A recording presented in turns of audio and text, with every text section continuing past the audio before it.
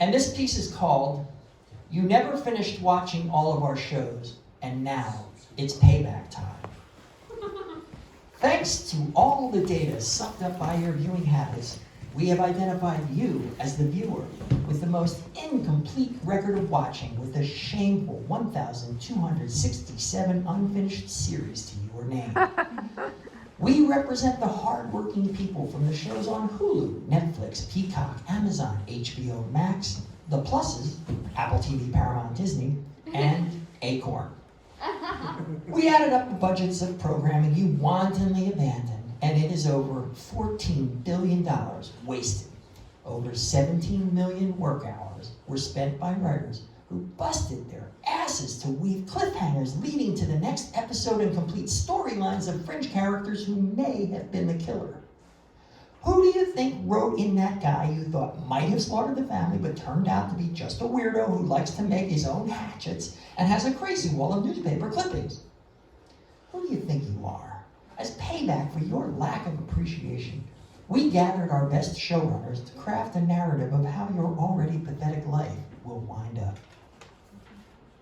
You will meet someone in the aisle of a bookstore and really hit it off. You'll date a few times, share your love of reading, and slowly edge into a more serious relationship with intimate conversations in bed, exposing your vulnerabilities.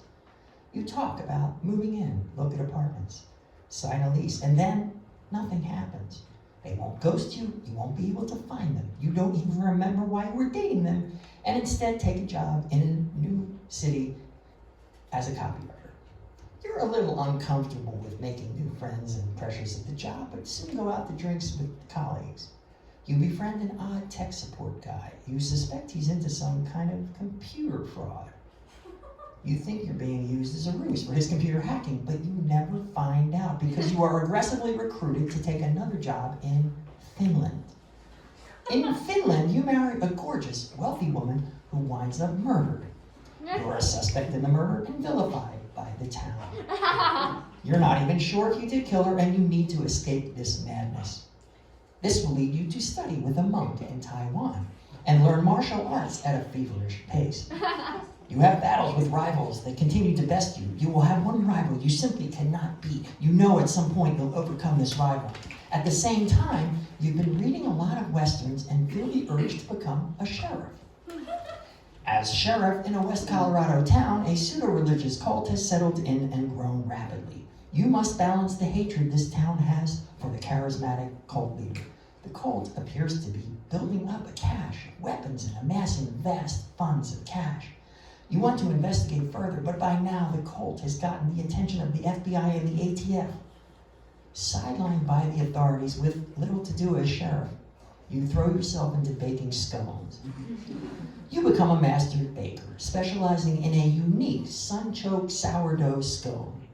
No one thought they wanted sun-choked sourdough scones until they tasted yours, and you become a world leader in scone making. They make a documentary about you. You become the judge in a televised contest called The Sconian. You sell scone-making kits and supplies direct to consumers, and your brand eSconia becomes so big Pillsbury buys you out for $1 billion. With your newfound wealth, you develop eccentric tastes and start to collect snakes. Exotic, poisonous snakes. You start a snake farm and grow the world's largest python. Some animal rights activists grow concerned about your treatment of snakes and other animals.